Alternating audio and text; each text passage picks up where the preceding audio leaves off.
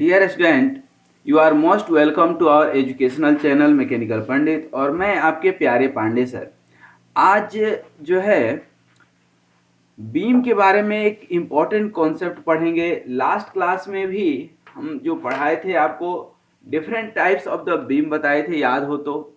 मैं बार बार जैसा कि बोलता हूँ, पेज पर पढ़ाने का अपना एक फ़ायदा है।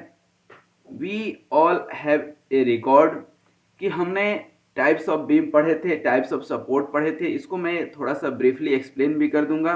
ये हमने आपको बताए थे कि इस टॉपिक में कैसे एसएफडी, बीएमडी, बेंडिंग स्ट्रेस और ये सारी चीज़ें पढ़ेंगे। और उसके बाद जो है हमने बीम के बारे में बताया था कि यह जो है सिंपली सपोर्टेड हो सकता है, कंटिन्यूअस सपोर्टेड हो सकता है, फिक्स्ड हो सकता है, हिंज हो सकता है, ठीक है ना, ओवर हैंगिंग सपोर्ट हो सकता है। Different types of the cross section हमने बताए थे। Cross section that means you can say कि side view of the beam, ठीक है ना, कि यदि कोई ये हमारा बीम है, ठीक है ना, और इसको हम तो ऐसे फ्रंट व्यू देख रहे हैं, लेकिन यदि ऐसे देखेंगे तो क्या दिखेगा हमें, ठीक है। तो इसका जो है हमने जैसा बताया था कि different types of the cross section, और इनके हमने सेंट्रॉयड और मोमेंट ऑफ इनर्शिया भी निकाल करके काफ़ी पहले बता चुके हैं। चाहे वो कोई कंपोजिट सेक्शन हो, कंपोजिट एरिया हो, यह भी हम बता चुके हैं। उसके बाद टाइप्स ऑफ द लोड में हमने point load, uniformly distributed load और weight per unit length, uniformly जो है वेरिंग लोड, ये सारी चीज़ें हमने बताया था। और ये जो है कैंटिलीवर बीम्स, जो है ओवर हैंगिंग बीम, ठीक है, ये सारे बीम हमने बताए थे, ठीक है। अब आज जो सबसे इम्पोर्टेंट है कि कोई भी बीम है, ठीक है। अब जैसे आज जो हम लोग पढ़ने वाले हैं कि एक तो बीम पर, जैसे मान लीजिए कि ये कोई बीम है आपका, तो इसके ऊपर क्या लगेगा, लोड लगेगा। अब लोड कौन कौन सा लग सकता है? पहले तो सबसे पहला जो स्टेप है, यह आपको देखना है कि कौन सी बीम है, ठीक ना, कि बीम कौन सा है। वो कैंटिलीवर है, सिंपली सपोर्टेड है, ठीक है ना, फिक्स्ड बीम है, ओवर हैंगिंग है, एक बार वह देख लीजिए। उसके बाद दूसरा जो है, आप देखिए कि लोड कौन सा लग रहा है, ठीक है। अब देखिए, सपोज कीजिए कि एक सिंपली सपोर्टेड बीम का एग्जांपल हम ले रहे हैं, ठीक है। अब यदि सिंपली सपोर्टेड बीम है, यदि सिंपली सपोर्टेड बीम है, तो उस सिंपली सपोर्टेड बीम पर क्या होगा, सिंपली सपोर्टेड बीम पर, सिंपली सपोर्टेड बीम पर हम मान लीजिए कि पॉइंट लोड लगाते हैं, ठीक है। तो सबसे पहले इसका कुछ लेंथ होगा, ठीक है ना। सपोज कीजिए कि इसकी लेंथ कितनी है, L है, ठीक है। और यहाँ पर पॉइंट लोड जो लग रहा है, कहाँ पर लग रहा है, L/2 पर, मतलब कि मिड पॉइंट पर एक W लोड लग रहा है। तो यहाँ पर कुछ नॉर्मल रिएक्शन होगा या नहीं? यहाँ पर जो है ये नॉर्मल रिएक्शन होगा आपका, ठीक है। क्या होगा, नॉर्मल रिएक्शन। तो ये मान लीजिए कि A है और ये मान लीजिए B है, तो ये नॉर्मल रिएक्शन RA और RB आपको निकालना होगा, ठीक है। दूसरा पार्ट है कि हम आज पढ़ेंगे इक्विलिब्रियम ऑफ द बीम। क्या पढ़ेंगे, equilibrium of the beam. Equilibrium of the beam कब हम समझेंगे, ठीक ना, एक कॉन्सेप्ट से समझिएगा। इक्विलिब्रियम ऑफ द बीम जो है तभी होगा, इक्विलिब्रियम ऑफ बीम के लिए 3 कंडीशन है, ध्यान दीजिएगा, कि हमारा total horizontal force, sum of total horizontal force should be 0, sum of total vertical force should be 0 and sum of total moment should be 0.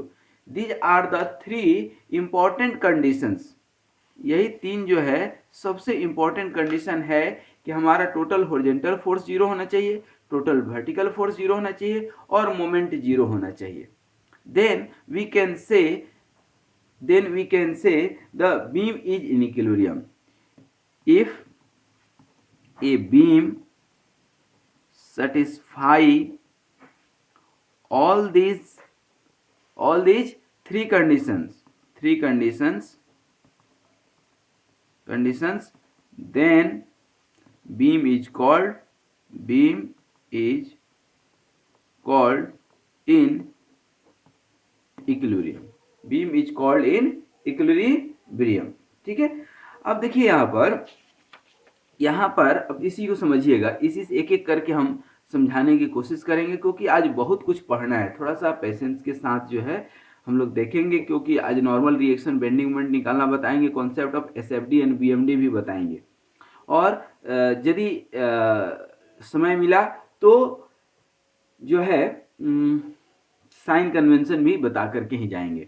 तो चलिए एनीवे इस पार्ट पे आते हैं कि कोई बीम है हमारा, कोई हमारा बीम है। अब बीम के ऊपर अब आप देख रहे हैं कि यही बीम है हमारा, ध्यान दीजिएगा, और ये क्या है हमारा, लेंथ एल था आपका, ठीक है ना, लेंथ कितना है एल, और इस मिड पॉइंट पर एक लोड लग रहा है, ठीक ना, W, और इसकी जो लेंथ है वह कितनी है L/2 पर, और ये नॉर्मल रिएक्शन मान लीजिए A B और ये पॉइंट है C, तो ये नॉर्मल रिएक्शन RA और नॉर्मल रिएक्शन RB।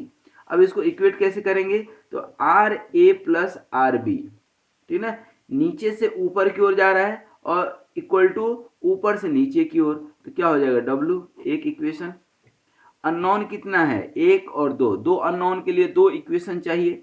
दूसरा इक्वेशन क्या है हमारा, ये वर्टिकल फोर्स हमने किया, horizontal force should B zero. यहाँ देखिए कोई हॉरिजॉन्टल फोर्स लग रहा है क्या, नहीं लग रहा है। Now there is a moment, ठीक ना। अब मोमेंट क्या होगा, किसी भी moment is always taken about a point, किसी भी पॉइंट के अबाउट हम मोमेंट लेते हैं। तो आप किसी भी पॉइंट के अबाउट मोमेंट ले लीजिए। मोमेंट होता क्या है यह ध्यान रखिएगा, moment is basically, moment is force into distance, force into distance. और कौन सा डिस्टेंस, ध्यान दीजिएगा, ये फोर्स मतलब क्या, लोड, ठीक है ना, या फोर्स अप्लाइड, और डिस्टेंस कौन सा, हमेशा परपेंडिकुलर डिस्टेंस। किसके परपेंडिकुलर, किसके परपेंडिकुलर, लोड के परपेंडिकुलर, ठीक है।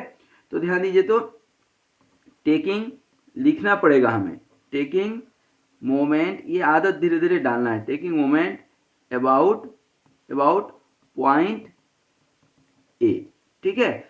अब इसमें क्या होता है कि मोमेंट मतलब क्या, टर्निंग फोर्स, ठीक है ना, टर्निंग फोर्स। अब टर्निंग फोर्स जो है, जैसे मान लीजिए कि ये कोई बॉडी है, इसके ऊपर आप फोर्स लगाएंगे, इसके ऊपर आप फोर्स लगाएंगे, it will try to turn, ठीक है ना, ये टर्न, तो ये क्या हो गया, क्लॉकवाइज टर्न हो रहा है। यदि यही फोर्स आप इधर लगा देंगे तो क्या हो जाएगा, एंटी क्लॉकवाइज, ठीक ना, इट मे बी क्लॉकवाइज और एंटी क्लॉकवाइज। तो हमेशा ध्यान रखिए कि किसी भी पॉइंट के अबाउट यदि लेते हैं तो उस पर total anticlockwise and total clockwise both should be equal, हमेशा ध्यान दीजिए, total clockwise should be equal to anticlockwise moment,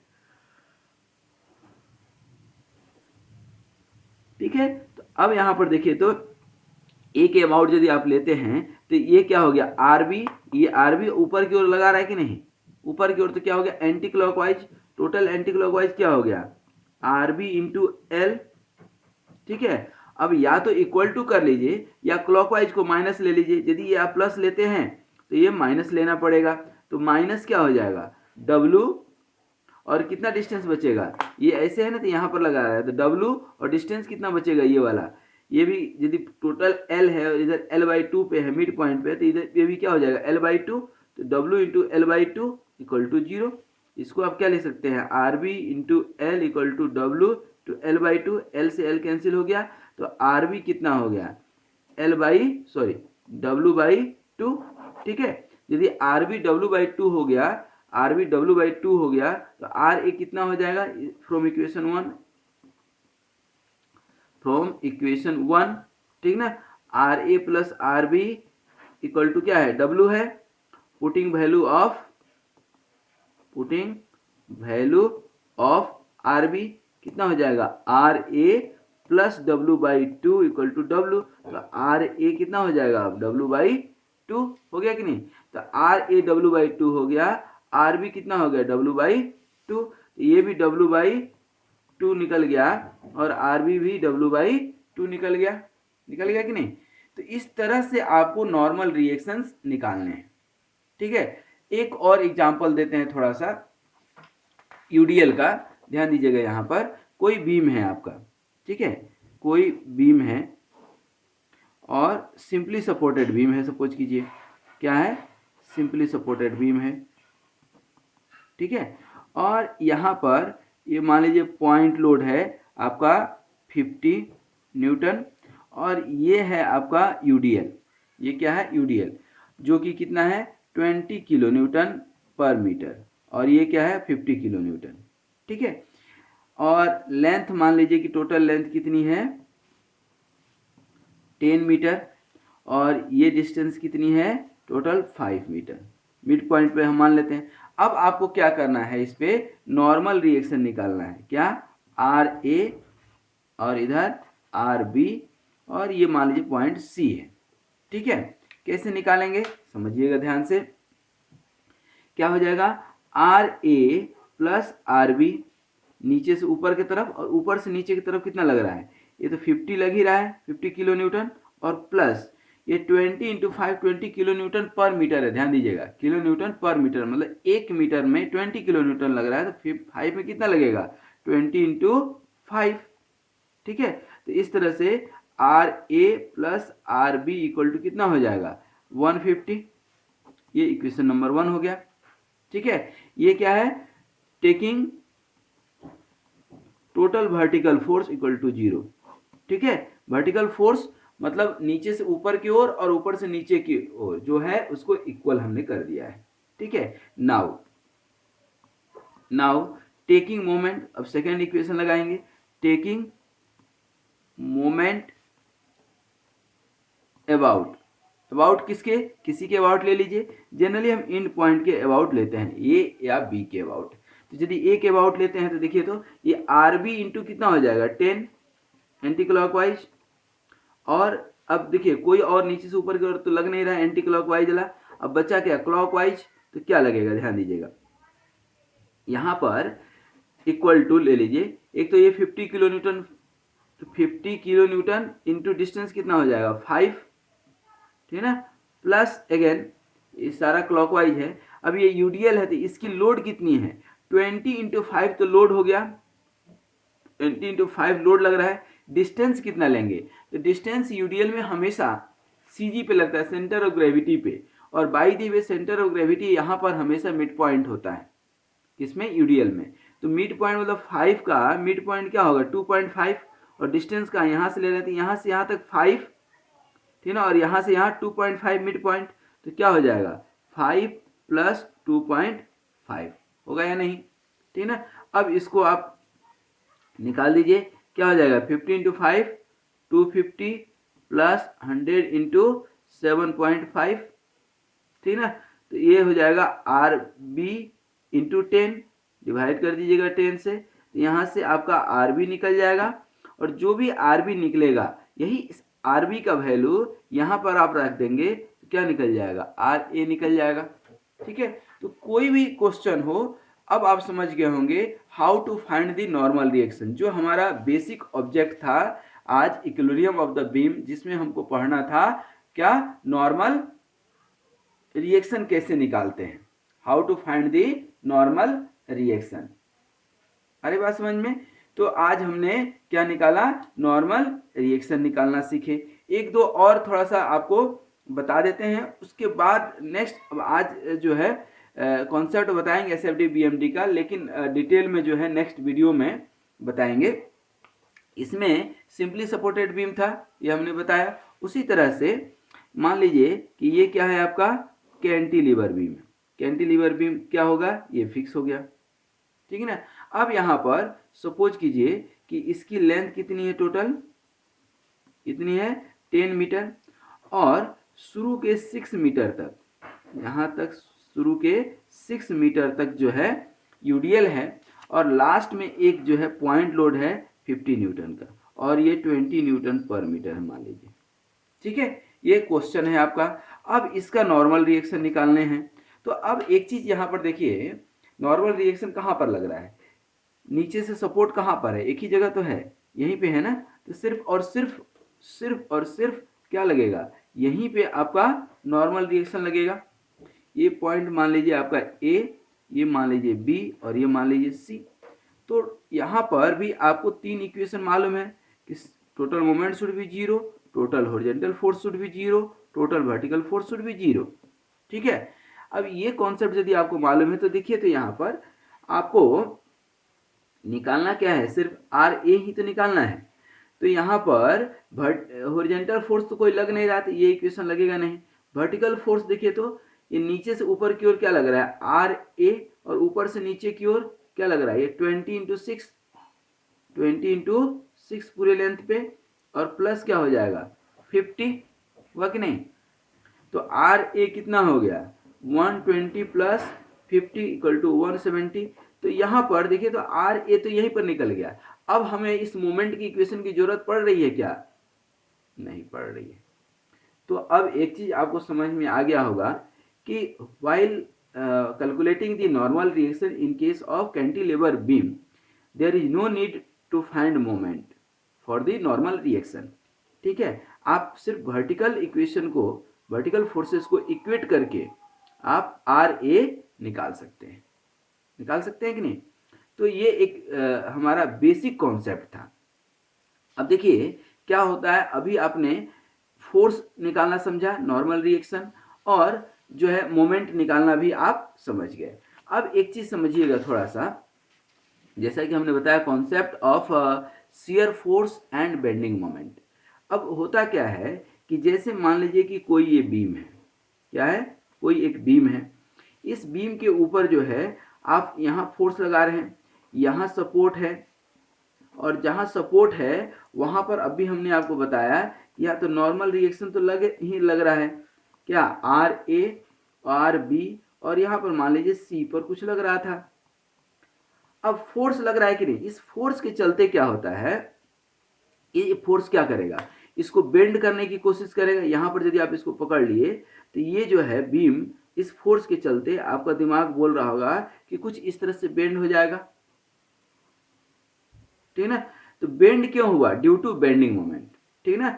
तो it will bend due to bending moment, जो अभी आप निकाल रहे थे। ठीक है, मतलब कि इस पॉइंट पे भी बेंडिंग मोमेंट लग रहा है, इस पे सब पे बेंडिंग मोमेंट लग रहा है। ओके, और यही फोर्स, यही जो बीम है आपका, मान लीजिए कि यहाँ पर ये बीम है और बेंडिंग मोमेंट थोड़ा सा इग्नोर कर दीजिए, तो यहाँ फोर्स लग रहा था, यहाँ फोर्स लगेगा, और मानकर चलिए कि ये जो है beam number of elementary strip से मिल करके बने हुए हैं। ठीक है, तो क्या होगा यहाँ पर, जब आप इसके ऊपर लगाएंगे फोर्स, और चूंकि यहाँ पर आपने सपोर्ट दे रखा है, ठीक है, यहाँ पर सपोर्ट दे रखा है, तो ये बीम क्या होगा कि यहाँ पर ये शिफ्ट हो जाएगा, कहाँ पर, ये लेयर टू लेयर जो है डिसिमिलेशन हो जाएगा, सेपरेशन हो जाएगा, और ये जो है बीम यहाँ पर आ गया। मतलब ये जो बीम था, यहाँ जो आपने फोर्स लगाया, यहाँ से ये खिसक गया। यही होता भी है, मान लीजिए कि ब्रेड के स्लाइस हैं, किसी एक ब्रेड पे आप फोर्स लगाएंगे तो क्या हो जाएगा, वो नीचे आ जाएगा, आ जाएगा कि नहीं। तो दैट इज द शियरिंग। जैसे एप्पल काटते हैं ना, एप्पल काटते हैं तो आपका क्या हो गया, डायरेक्ट जो है एक लेयर दूसरे लेयर को छोड़ देता है और वो नीचे आ गया, तो that is called shear force. ये क्या है, शियर फोर्स। और ये क्या है आपका, बेंडिंग मोमेंट। आ रही बात समझ में। और इस बेंडिंग मोमेंट का जब डायग्राम बनाएंगे, अब कैसे बनाएंगे ये नेक्स्ट क्लास में बताएंगे।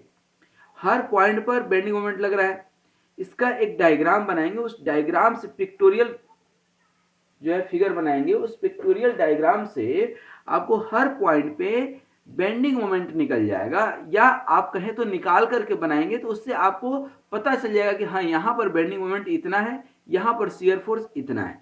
जब शियर फोर्स का कैलकुलेशन करके डायग्राम आप बनाते हैं तो उसको SFD बोलते हैं। क्या बोलते हैं, शियर फोर्स डायग्राम। और जब बेंडिंग मोमेंट के कैलकुलेशन से बेंडिंग मोमेंट के लिए डायग्राम बनाते हैं, उसको आप बोलते हैं क्या, बेंडिंग मोमेंट डायग्राम।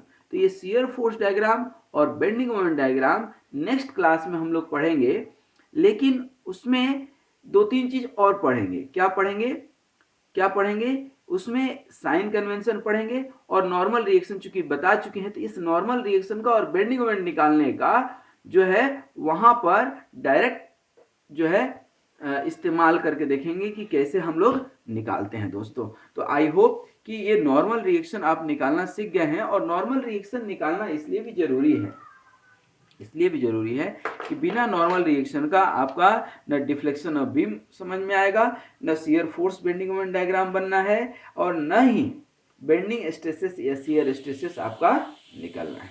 तो आज यही तक। नेक्स्ट क्लास में हम लोग पढ़ेंगे क्या, shear force diagram and bending moment diagram का बेसिक कॉन्सेप्ट। तो wish you all the best. Thank you very much for watching this video and keep watching all such kind of video to make your concept very much clear. Be healthy, be happy and keep smiling. Thank you very much.